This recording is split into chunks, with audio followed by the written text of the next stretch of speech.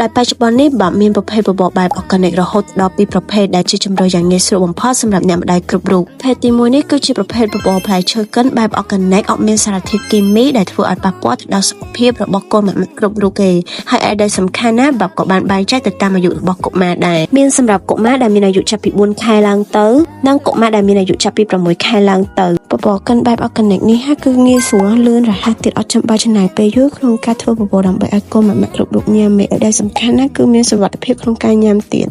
សម្រាប់ជំរើសទី2នេះគឺជាប្រភេទបែប organic baby oat cereal គឺជាម្សៅបបរដែលផ្សំឡើងចេញពីគ្រាប់អង្ករជាមួយនឹងស្រូវសាលីធម្មជាតិអត់មានសារធាតុគីមីដែលធ្វើឲ្យប៉ះពាល់ទៅដល់សុខភាពរបស់កូនម៉ាក់គ្រប់រូបទេហើយឯដែលងាយស្រួលម្សៅបបរនេះក៏អាចឆុងជាមួយទឹកបានដែរសម្រាប់ម៉ាក់ដែលបំបើកូនដោយទឹកដោះហាក៏គាត់អាចយកទឹកដោះរបស់គាត់មកលាយឆុងជាមួយនឹងម្សៅបបរនេះឲ្យកូនគាត់ញ៉ាំបានដែរអញ្ចឹងណាអ្នកម៉ាក់វាយឆ្លាតកុំភ្លេចគ្រឿងជាមួយនឹងបបរ organic បែបនេះហាដាក់តាមខ្លួនរំលងពេលធ្វើដំណើរកំសាន្តចុះឆ្នាំខ្មែរងាយស្រួលមែនតើហ្មងអត់ចាំបាច់ចំណាយពេលយូរទេណា